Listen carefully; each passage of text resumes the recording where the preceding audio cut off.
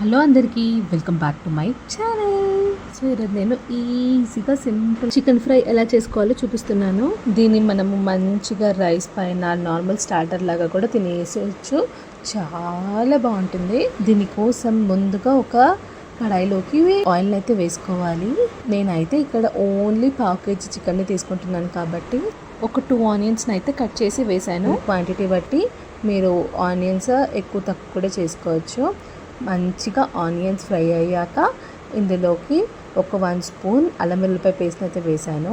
నేను చికెన్ని ముందే ఒక 6 to 8 hours వరకు అయితే మ్యారినేషన్ చేసుకున్నాను అనమాట.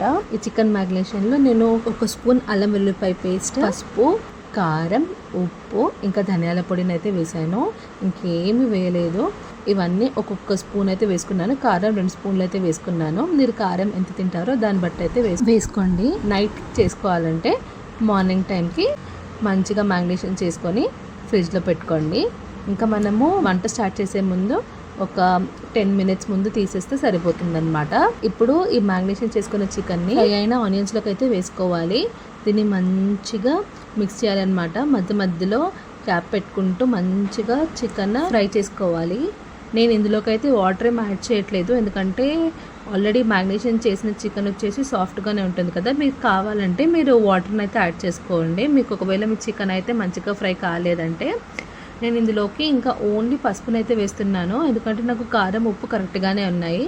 ఒకవేళ మీకు తక్కువ అయితే ఇక్కడికే యాడ్ చేసుకోండి. నేను లాస్ట్లోకి దీంట్లోకి అయితే గరం మసాలాని అయితే వేస్తున్నాను. చూసుకోండి, గరం మసాలా వేసక ముందు చికెన్ మంచిగా ఉడికిపోయిందా లేదా అనేసి. నాదైతే మంచిగా సాఫ్ట్గా అయిపోయింది అనమాట చికెన్. ఇంకా గరం మసాలా కూడా మంచిగా కలుపుకొని లాస్ట్లోకి ఒక 4 పచ్చిమిరపకాయల్లో కొంచెం కరివేపాకు, కొంచెం కొత్తిమీరని అయితే వేసుకొని దాన్ని కూడా మంచిగా కలుపుకొని ఇంకా దింపేసేయండి.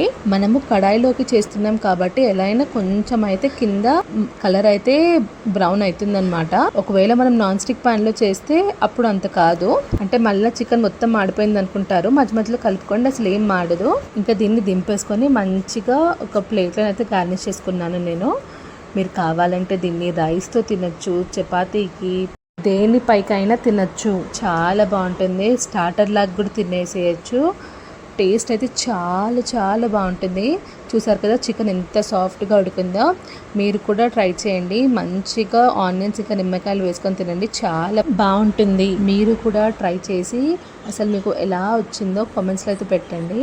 ఈ వీడియో కనుక నచ్చితే తప్పకుండా నా ఛానల్ని లైక్ చేయండి, షేర్ చేయండి, బెల్ నోటిఫికేషన్ని ఆన్ చేసుకోండి. అప్పుడే నేను పెట్టే ప్రతి ఒక్క వీడియో మీ వరకు అయితే వస్తుంది.